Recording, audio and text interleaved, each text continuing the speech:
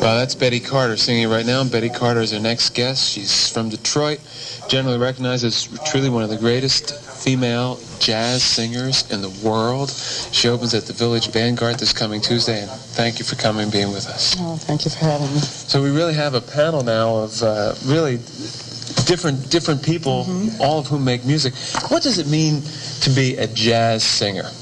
How do you define what you do? Well, I think you're more of a musician too, being able to improvise spontaneously, just like I did in the beginning. You know, we had a run through the first one, and it was different from the second one came up. I'd forgotten all about what I did the first time, so I had to think of something else to do. Well, that's what jazz is really all about, because it's not recorded. Everything is, you know, it's in the wind after it's finished. It goes away. Yeah. But then it comes back in. So the next night you think about something else to do, you know. Or you hope that you can think of something else to do. And also in terms of scat singing, because, again, the accolades that are laid on Betty Carter is that you're really the queen of scat singing. Explain, do a little bit. Just show us a little bit of what it is. I'll play the piano. I mean, that's improvising, well, you know, right? If I was to take the blues, I got it.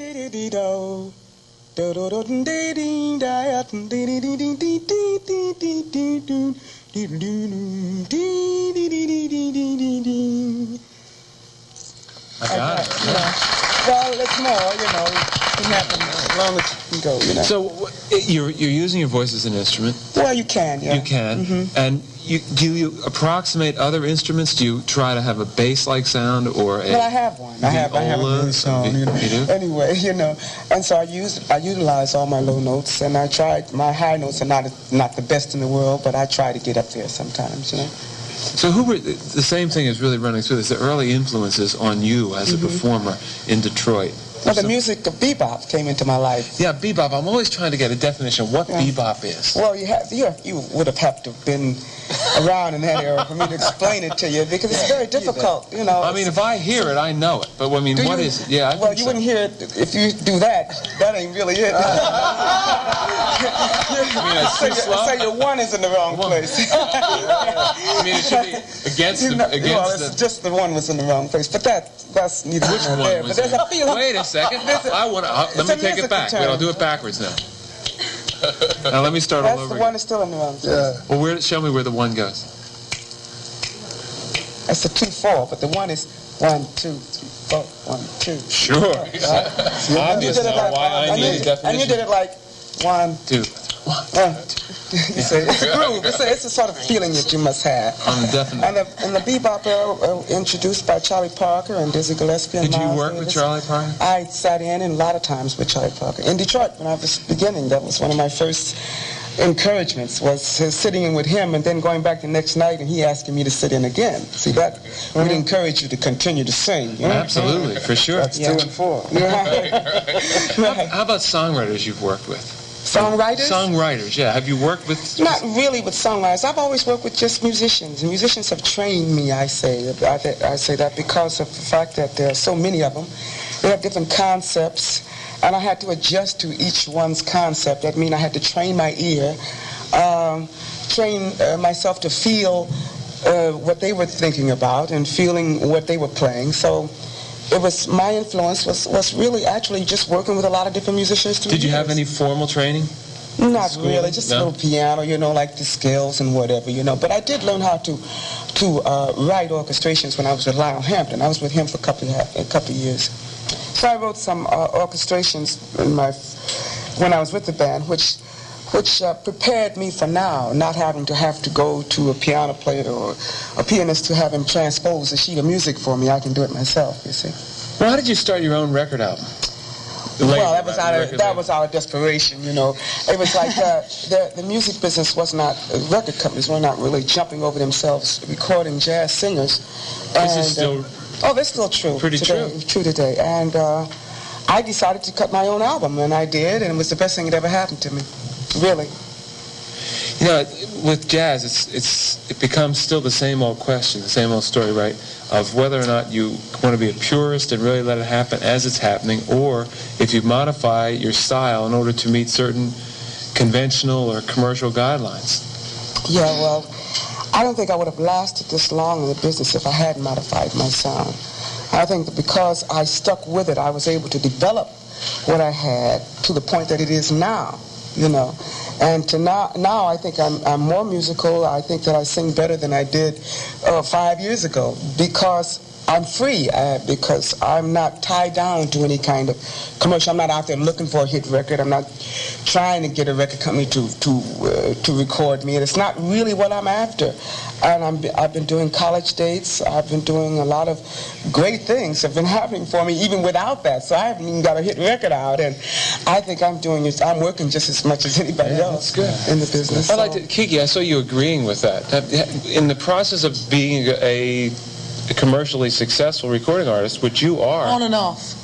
On and off, right? Not constant. Well, what are the questions that you have to ask yourself in terms of how far will you go to get a hit? I mean, the hit is one of the biggest, most monster things you can have in show business, right? Right. So how far... Well, I'm just going to that. I'm at that stage now where I'm finding, which is good, that whenever it's here to stay. I mean, there's nothing wrong with it. There's always going to be commercial. Now, when you want to compare jazz and commercialism, it's not the music that makes a jazz song. It's the person that makes it. They can do a song, write a commercial song, but if a jazz artist does not get a hold of that song, it's not a commercial, piece of material, because I say compare, say, Leontine Price and myself doing Round Midnight. You know what I mean? It's two different things. She would take it and make it something else, and I'm a jazz person, and I would make that something else, and Kiki probably could deal with PDQ Bob another would kind probably of way, really murder that. So I tell you, what's commercial? I mean, when we work, the fact that what we're trying to do when we do it, for instance, in the Thomas Crown Affair, is to write a song that will work for the movie. Right. That's what we're interested in. Yeah, if it becomes successful outside of the context of that movie, that's gravy. We don't even think about that. But even more than that, too, you see, and I think this is probably true of all of us. You like to think at a certain point in your life that what's really will be successful, I don't necessarily mean commercially successful, but I mean work as a piece, be it a performance or something you write, is something that you believe in honestly.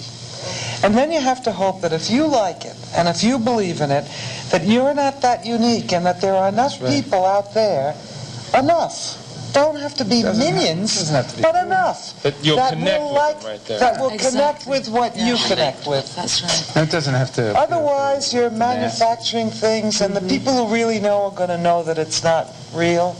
I mean, I don't think you can make yourself something you're not, or write something you really don't feel, because the people who understand there are people music, who can grind it out, though. I mean, there are people who can... but I think they grind it out. I think it lasts. The survivors have been out here for years and years. The ones that are good in quality last for years and years.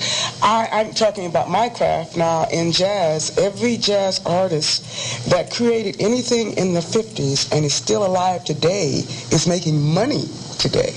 Every jazz artist. Yeah, jazz is hotter than ever. It's just, but they never stop making money. That's a myth when people think that they haven't been making money. Dizzy's been making money. That's right. Sarah's been making money. Ella's been making money. They've been making money for years and years and years without a hit record. So jazz is a quality art form that if you just stick with it long enough, it'll make some money for you. That's good. In the long run. And we have to take a break, but I don't want to cut you off. Go ahead. What is it? Well, the interesting thing about jazz, and we're jazzniks, Mal and I, the most interesting thing about jazz is that it's an art, and it is the only creative art that I know of that it allows the audience the privilege of being there when it's being created.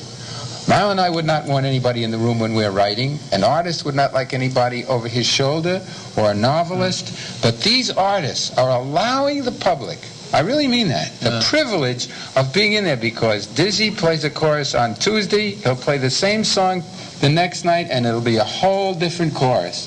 He'll create something entirely different, as Betty did in the 8 bars that she did. And that's a privilege, and it's when it's right, it's... Can I just such say a sharing thing. Go ahead, Keith. From my end, because I think it's interesting that there's such a cross-section of people on the show, and it's really nice to meet, people from other fields. because I personally tend to only know something about the field I'm in, and it's really nice to talk to people outside. But, you know, the rock and roll business, I don't know what you want to call it. There's so many labels these days, it's terrible. Too many. But I'd like to say that there are some really talented people out there who do want to create music and not just make commercial success. Thank you very much. I think that's a good point. I also think there's been a tremendously interesting fusion between what could be labeled rock and what could be labeled jazz, producing some real interesting music. Let's take a break. We'll be back to continue with a man who's going to bring it.